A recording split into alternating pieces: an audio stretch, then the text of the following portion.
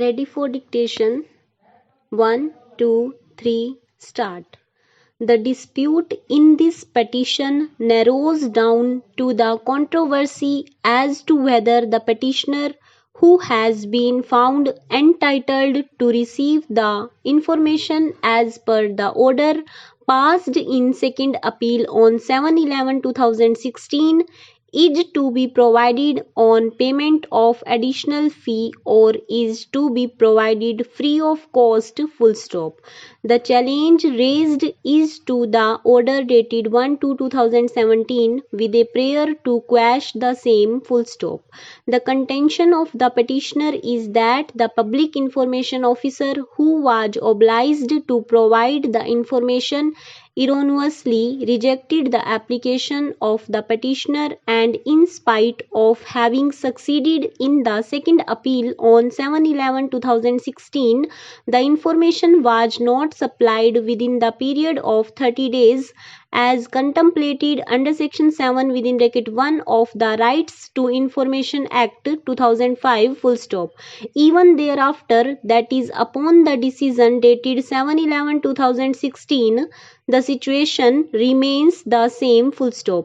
The petitioner is entitled for supply the entire information free of cost after expiry of 30 days, full stop, para.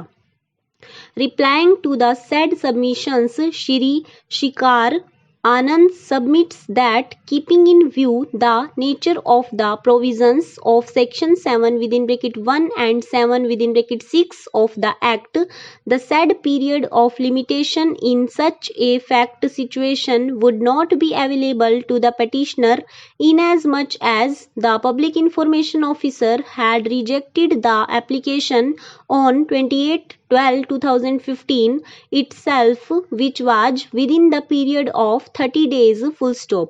Consequently, if the information was not required to be tendered and the jurisdiction had been exercised by the public information officer well within the time prescribed, then in that event the petitioner cannot claim receipt of information free of cost in the circumstances of the present case, where the second appeal was decided on 7/11/2016, full stop.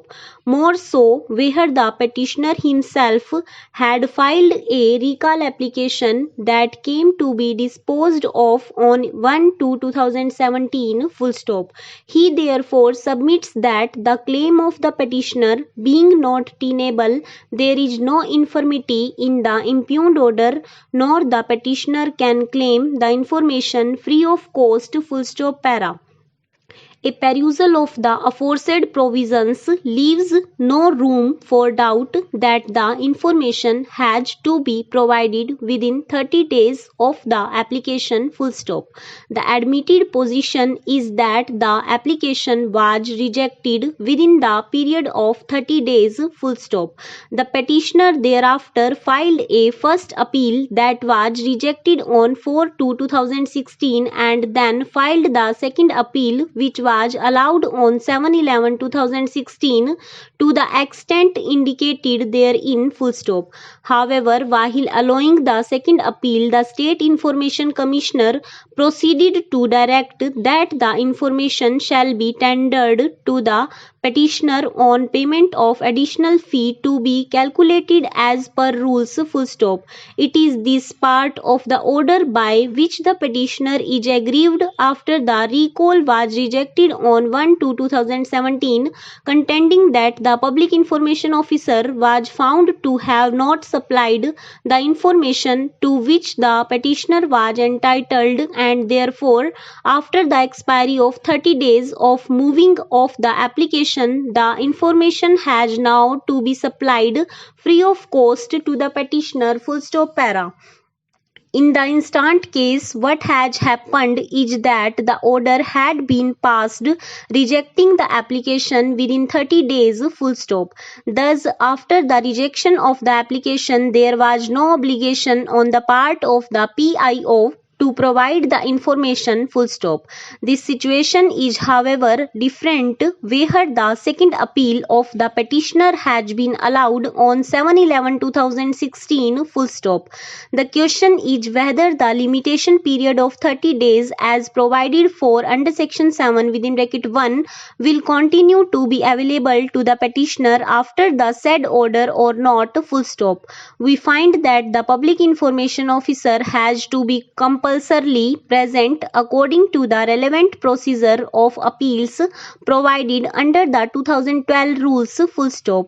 It is not the case of the respondents that the PIO was not informed or was not aware of the order dated 7/11/2016 full stop.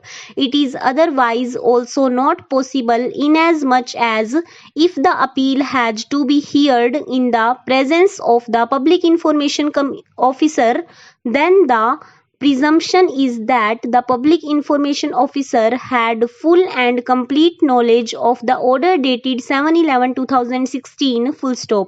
The providing of information of the passing of the order therefore is not an obligation on the part of the petitioner full stop.